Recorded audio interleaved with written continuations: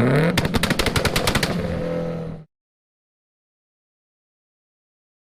right, everybody. Thank you guys so much for tuning in, man. Welcome back to the channel. We've got a couple things going on today, man. Got some good news, got some bad news, got some dash pulls, got some races, got all types of stuff going on today, man. So lots of you guys have been anticipating the Blue Evo continuation. So that car got the Blue Final Edition Evo that we have on the channel. Let me, for starters, clear something up really quick. Some people have wrote in the comments and private messages talking about different cars. So you guys will see different cars on this channel, like the Octane Blue one, like the Rally Red, like the Phantom Black. All these other Evos you guys see are not my Evos. These are all local friends and buddies and or customers that get stuff done on their cars. And I want to make sure I record it whenever I can for new things, for the DIYs and anything I can, especially if another race came up. Whatever I can, I will definitely do with these other cars. These are my cars right here, okay? So the soon-to-be K-Series MR2, which you haven't checked that video out, right here, we did just get our K-Series motor that we're going to be swapping into the MR2 for a very reliable NA daily driver, eventually turboed after this car's finished. And then we have our Sidewinder Evo 10 over here with the big 6766 turbo, a fully built head, and we'll be sleeving the motor very soon, right after we get this running with the K-Series over here. So I just kind of wanted to clear that up and also explain that, and it maybe makes more sense of why some of these videos are a little gapped. I haven't been posting as much as I want to right now. I'm super busy with a lot of stuff with family and double cars right here, plus some other cars. I had to do some more work, which I'll explain in a second, on the Octane Blue Evo, and which is why we've taken so long for to get this video out. We did just get that car, the blue one, Dyno though. If you haven't checked that video out, right here we went down to AG Autosports and got that Octane Blue Evo tuned with a big turbo kit, completely stock motor, just with a fuel pump, injectors, and a flex fuel kit. He made 581 wheel horsepower with it. Check that video out if you guys want to see that. It was pretty cool. We have some other cars that got dynoed that day as well. Okay, on top of that, right beyond that video, or right beyond that, you guys will also see, on top of the dash pulls, you'll see on that finally, okay? Because at the end of the video, I said, we're driving back to Tampa and then we'll do some dash pulls. Weren't able to get with them. We actually had a complication before this happened, why there was such a gap, but today you're gonna see those dash pulls finally on the blue car. As well as, just by chance, always have my camera strapped up. Just driving this car just normal to work the other day. Nothing super impressive. I didn't run a Ferrari or anything yet, but I ended up running another Charger. Just ran into this guy random on the street. He was super pumped up to race, so we ended up doing a couple pulls. You'll see a third gear pull, you'll see a third, fourth gear pull, and I was doing some slight brake boosting in both of these. I'm gonna show a comparison video to an old Scat Pack that I raced right before I showed that video, because I raced an I raced a white Scat Pack that was in another video I did. It was a Scat Pack Charger. The car seemed to do a little bit better than this Charger did, okay? Now, mind you, that might be because the last time I didn't brake boost it on, this time I brake boosted. It might also be because this one looked like a Scat Pack. It had the raised hood on there, had the slits in the back bumper and everything,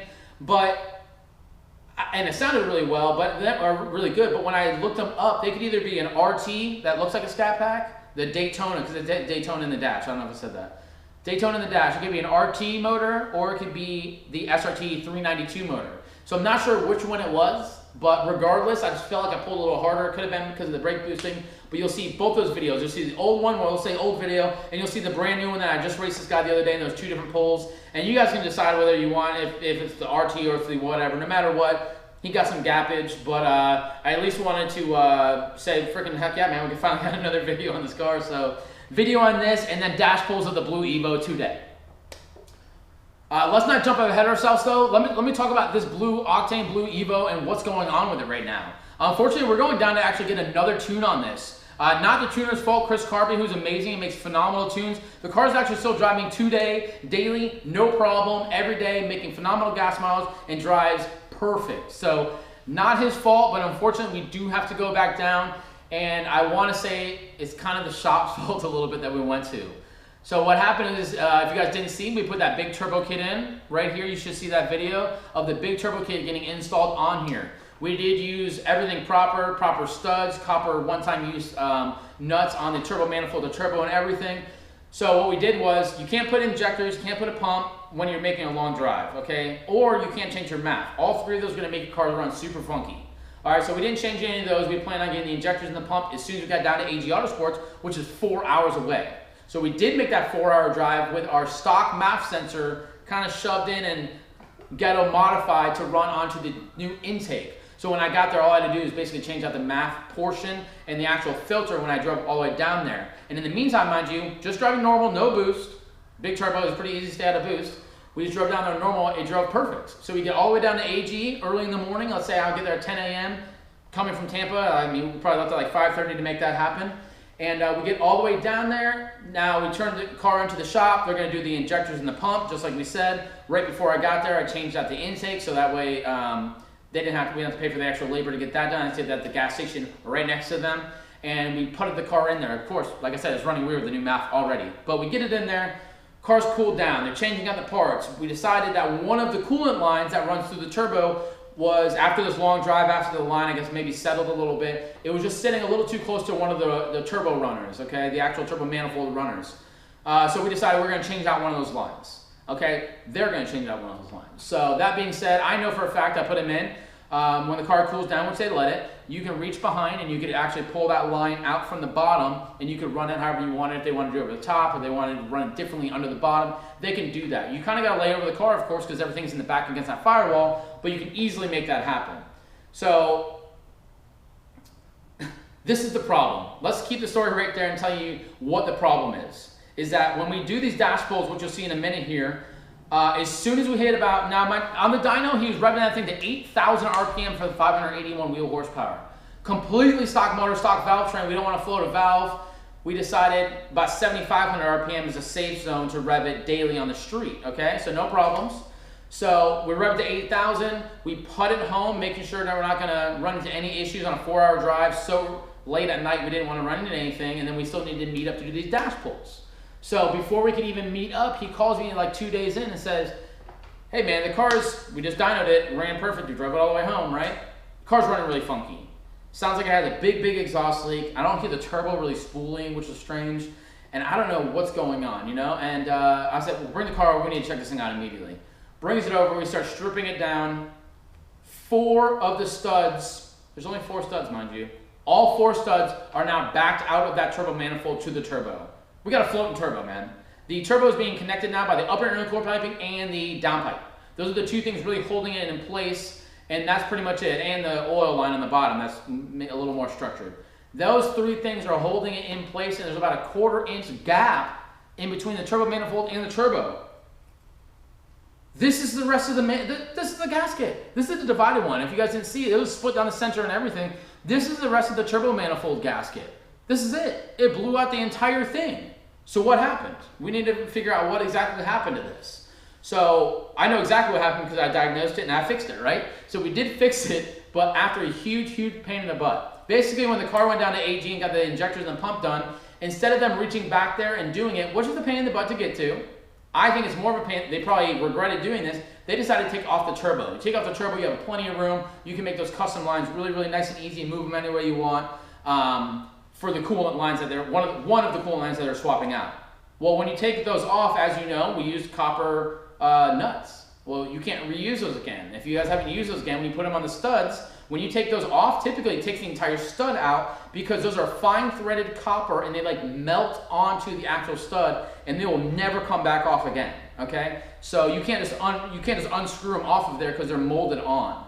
Well, they did take all 4 of them out and then they just tried to put them back in. Why they try to put them back in? Probably because you need to cut 2 of them. They might not have the copper nuts on hand. I'm not sure exactly why, but the part that pisses me off is they didn't even tell us. They didn't say, hey, just let you know we took the turbo off and we know you use copper thread, so maybe when you get, or copper nuts, so when you get home, maybe swap them out. That being said, I may have said, let's postpone this dyno. Let's swap those out first because that's a little danger.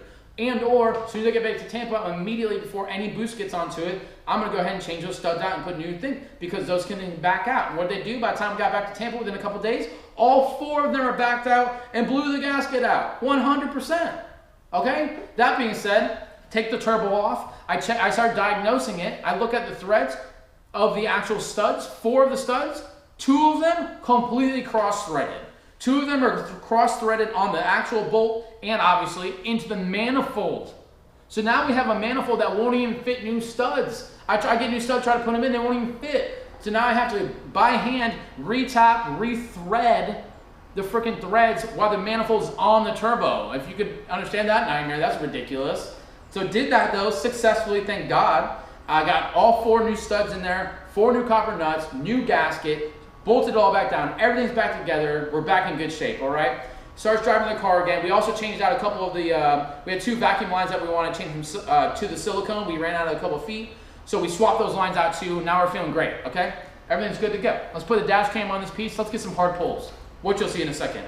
So as soon as we get these hard pulls, which you'll see in a minute here, the car's running super lean. Totally makes sense. We had a huge blowout. I'm gonna say that since they tried to reuse those cross-thread and everything, right on the dyno, it was already blown. It was already blown. It was already blowing out this gasket. It was already having the issue. Maybe he was turning, so he was definitely, the tune came out great. He was tuning it according to that, according to the actual air getting in, the actual fuel being used. So now that we closed that and it's using all this extra air, no air is escaping, air to fuel, we don't have enough fuel now. As soon as you see this punch on it, as soon as it passes about 20 pounds, it starts running lean as crap. So lean, it's dangerous enough to where we could literally blow up that bottom end, shoot a rod through the freaking wall. So super pain in the butt. The most frustrating part is that they didn't tell us, man. They didn't tell us. It was definitely blown on the dyno, and that proving that is not only the cross threads that they took the thing out, and then we had to redo it, but also the fact that it's running so lean as soon as you go into a heavy boost level.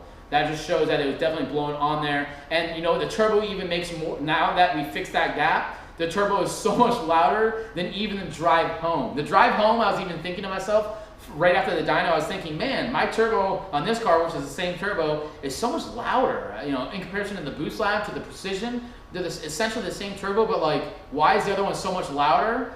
And it's because the other one is barely getting air probably pushed through it because the gasket was already completely blown out. This is a gasket, dude. I mean, I can't get over it, man. So that's that. We did fix the problem. I'm really upset with them down there for not at least informing us of it. They were just trying to help, obviously, by changing that line out and making everything better. But in the meantime, they do have a lot of new people there, and I don't think it was necessarily directly Anthony because his hands weren't even on that car that day. There's new people that I hadn't even seen before, but it's just upsetting that there wasn't communication. So we could have prevented this and fixed something. So now Danny actually has to go down and get a brand new tune again. It's not the tuner's fault. The car's getting phenomenal gas mileage, running perfect as long as you stay out of under 20 pounds. But he's got to get it done again if you want to run the car properly and run it safe. So that's that, guys. That's the explanation, guys. These are my cars, not the other ones. There was a gap in between it. We had that big problem where I had to take it, re-thread tap it, the whole thing, fix it. Then we did the dash pulls, and in between there, we also just driving my car normally to work. I ran into that Charger. So you're gonna see the Charger race, the old Charger race in comparison to the Scat Pack issue I was talking about, and then you'll see, like I said, these dash pulls of this car, man. We'll have plenty more footage of this car coming up in the future, especially when we go get the car dynoed again. It's just something unfortunate. It's the game you play when you play in this power game, and I think it could have been prevented. And this is why I like to do all of my own work 100%. Since we have fixed it, mind you guys, I've actually checked it just to make sure, and everything's 100%. Nothing's backing out. There's no problems because that's how you do it. And if you try to reuse them and cross-thread them and try to use the same nuts, this is exactly what's going to happen. So learn from this mistake if you didn't know that, or try to make sure that you trust your shop 1000%, that they're going to be honest with you top to bottom, and you guys won't run into bigger issues. I mean, if I didn't know this, he personally, not being as savvy, I want to say, with this stuff, he could have just kept on pushing that car and he would have blown it up probably within the first week. So thank God he didn't do that on that super fresh car. Lots more stuff coming out soon, guys. Enjoy the race, guys. Stay tuned for the K-Series. Thank you, everybody, so much for voting on this K-Series swap. We did the K-Series video where we got this JDM imported K-Series motor, but we've been talking about the shift boxes and all that. So everyone voted on the last hybrid racing shift box, whether it's going to be red or the black. Please go check this video out right here, guys, if you guys want to see details of that motor that we got, the future plans, what we're changing out, and if you want to make their vote, that poll is still up for what color we should choose with pictures and everything. So make your vote, guys. I'm definitely taking that into consideration. I'm already leaning one way, the same way that 58% of you are leaning towards right now, but that's how close it is. 58 to 42% is the difference in between the two colors. So vote now, guys. Thank you guys so much for watching, liking, sharing, subscribing, clicking, all that good stuff, man. We'll see you in the next video.